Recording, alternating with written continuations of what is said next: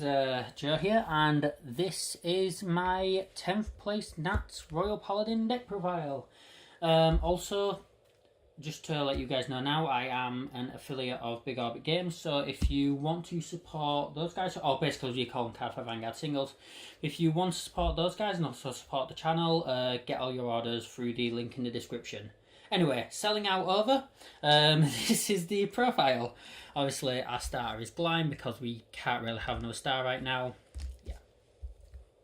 Coming into the grade 3 lineup, first grade 3 is 3 King of Knights, Alfred. This guy is pretty much the first grade 3 you want to be riding onto, and if this guy is the ride you go for, I recommend giving your imaginary gift to one of the 2 rear guards in the front row. Like, I don't ever think it's wise giving the imaginary gift to the rear guard in back row, but hey. Anyway, Alfred's skill is act once per turn, can blast once, search your deck for up to 1 card named Blaster Blade, call to rear guard, and that unit gains 5k till end of turn. Then shuffle your deck. And the idea is if you call one of these to a rear guard, oh wait, actually let's do it so you can see. If you call one to a rear guard, then place Blaster Blade on, that's a nice 15k boost to Blaster Blade, but then Alfred's passive kicks in, which is a continuous ability. During your turn, if you have a Blaster Blade and rear guard, Alfred gains 10k. So basically you're getting a total of 25,000 power just for doing a superior call. I know it's spread around different units, but it's still quite good. Next up, we have 3 Soul Saver Dragon. This card is pretty much the finisher of the deck. It's what I was finishing most of my games with at Nats. Soul Saver skill is Soul Blast 5, and 6 of your units gain 15,000 power until end of turn. So if you've got a full field, that's basically 30k to each column. If you happen to ride Soul Saver first, don't use its skill immediately because people are just going to go no guard, no guard, no guard anyway, what I've found, so you are wasting Soul Saver. Your imaginary gift icon, again, call to one of the rear guards. You probably want to do this after Alfred, so probably just have an imaginary gift that side, imaginary gift other side, and then you can have 40k to your rear guard columns plus 30 to the vanguard. Oh yeah, and also, when you attack with him, you get to soul charge 1 as well, but that is an optional thing, so make sure you remember it if you do want to do the skill. Next up, I run 2 Alfred early. A lot of people don't usually like running him, but I find this is good if you need to get just that 1 extra card in your hand. Or if you've got, a really good lead against an opponent, Alfred early is also quite good to ride into. His skill is when placed, can blast 1, call up to 1 Blaster Blade from your hand, card to rear guard. That unit gains 10k till end of turn, and you also draw a card. What I'd recommend though this time if you have to ride Alfred early, or whenever you ride Alfred early, is give the imaginary gift to the Vanguard instead. Simply because the Vanguard isn't able to gain any extra power on that card. So you might as well have, the extra 10k boost. Next up, sorry, I haven't sold in. Not much, but not a little. Anyway, next up we run 4 Blaster Blade. If you haven't already guessed by the name of 2 of the grade 3s. Blaster Blade, it's a lot better than the original. They really went out and made Blaster Blade a good card. I can see this guy getting run at least a 3 of. Well, no, just a 4 of for a while, but if space starts to get tight, then he's probably going to go down to a 3 of or something. But anyway, Blaster Blade skill, first of all, is continuous ability. If you have 4 more rear guards on the Vanguard, well, this guy's on Vanguard. If you have 4 more rear guards, he gains a crit.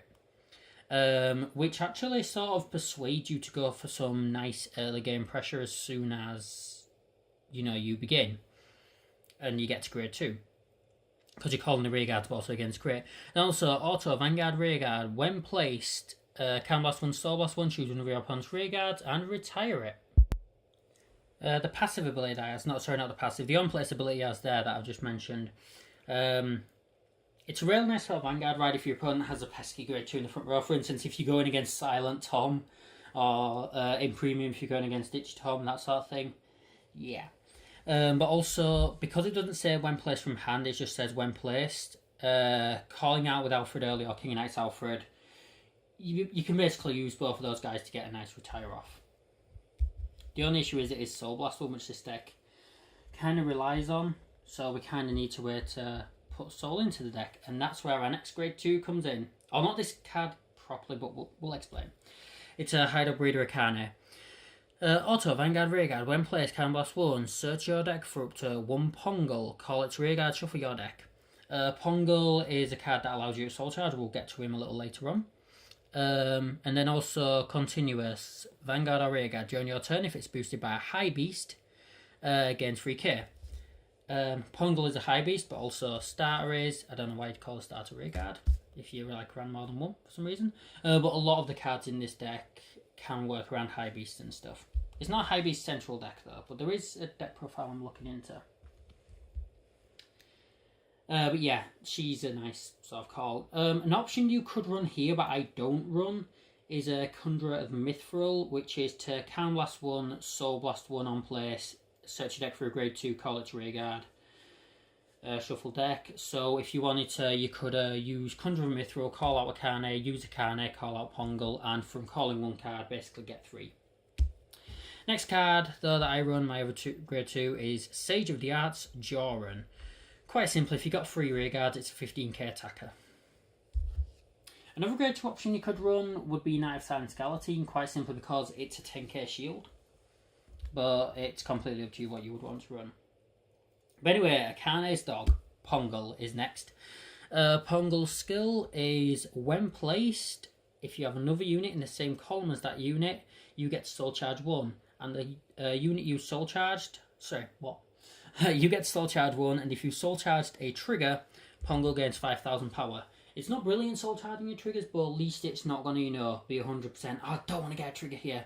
At least you get some power to Pongal, which, during a Soul Saver turn, can be nice to have, that just extra little bit of power to the Rearguard. Yeah. So the idea with Akane is you usually call Pongal right behind Akane, so you can proc off both skills, but you don't have to. For instance, you could call Pongal into a column with this next one, Little Sage Marin. He is a really cool card. By the way, you can tell who's ever watched the anime if they refer to Marin as a he. Anyway. Auto, Rearguard. Once per turn, when another Rearguard is placed in the same column as this unit, Counterblast 1, draw a card, and this unit gains 3,000 power until end of turn. So, if you had, I don't know, Marin in the back row, or Marin in front row, call Pongal to the same column. Both effects will proc off at the same time, but you get the option to choose one of the effects first. So let's say we do Pongal first. Soul Charge 1, Marin skill, Can Blast 1, draw a card. Seems quite good just for calling one unit. Next, a card that's very similar to Marin, in my opinion, and comes in the trial deck as well. Knight Squire Allen, which is when placed, Can Blast 1, call up to 1 card with a grade less than or equal to your Vanguard from your hand to Rearguard. If you call a card, draw a card, and this unit gains 3,000 power. I once did a massive chain, well not a massive, but I once did this really big sort of chain combo with being able to fill up my field, because I had just Allen in hand, and then a Marin on Rearguard, so call Allen in front of Marin, Can Blast 1, draw a card, Marin skill, draw a card, end up getting Akane, call Akane, Can Blast 1, call Pongal, and then I think the other card was... It was some random grade 1. So yeah, from just using those 2 skills, I pretty much were able to fill up my field. Anyway, the final grade 1 that I run is 3 Wingull. This is the promo you get for entering Nats. The other Wingull promo you've probably seen on the channel before. Basically, all your Blast Blades in same columns as this unit gain plus 5,000 power continuous. There's nothing else to really be said about it. If you are using this in a premium deck, what's really nice is because it says all your Blaster Blades in the same column, means it's constantly giving the 5k to the Blaster Blade, not keeping it on himself. Meaning you could have it behind the Blaster Blade and then just keep restarting with Flogel before, yeah. Onto the trigger units. First of all, we have 4 Flash Shield Assault, which is your draw trigger perfect guard, because I decided to mix those things now. Next, I run 4 Flogel, cause crit triggers, 8 crit triggers total with 4 Bringer of Good Luck Epona, and then finally 4 heal trigger, which is Elaine. Like I'd say, this deck was the thing that carried me through Nats and got me to 10th place. And that was actually part of a tiebreaker as well. If the tiebreakers had gone a little more in my favour, then I would have actually got into top 8 as well.